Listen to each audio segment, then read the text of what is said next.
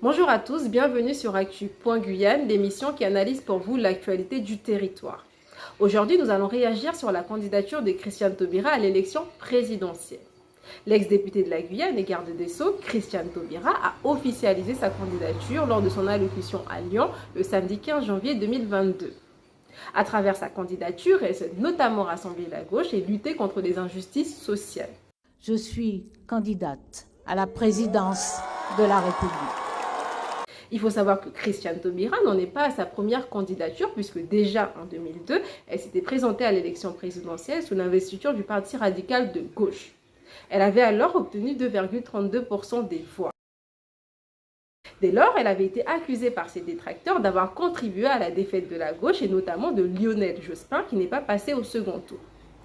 L'annonce de sa candidature à l'élection présidentielle de 2022 a fait beaucoup réagir dans le monde politique.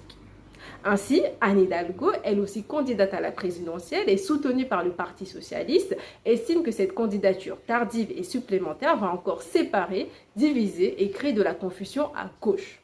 C'est une candidature de plus, donc c'est une mauvaise nouvelle pour celles et ceux qui cherchent l'union de la gauche, qui cherchent à rassembler. Voilà, oui, c'est pas une bonne nouvelle, évidemment, et je crois que ça crée de la confusion. De son côté, Lynn Détard, secrétaire générale de Walloirie, parle d'une décision de courage, de responsabilité et de combativité. La prochaine étape pour Christiane Taubira, c'est de participer à la primaire populaire pour laquelle elle est donnée grande favorite.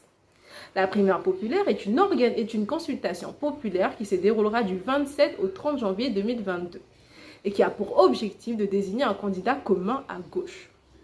Mais pour l'instant, seule Christiane Taubira a fait savoir qu'en cas d'échec à cette consultation populaire, elle se rangerait derrière le gagnant.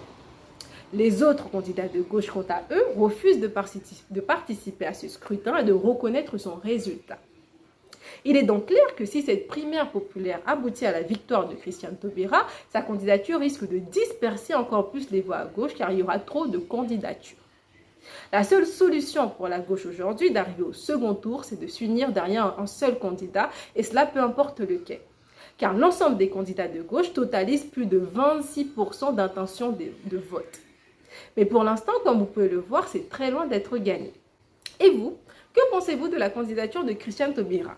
N'hésitez pas à laisser vos commentaires en bas de la vidéo et n'oubliez pas de liker, de partager et de vous abonner à la chaîne pour plus de vidéos. Quant à nous, on se retrouve très prochainement pour une nouvelle vidéo. D'ici là, prenez soin de vous.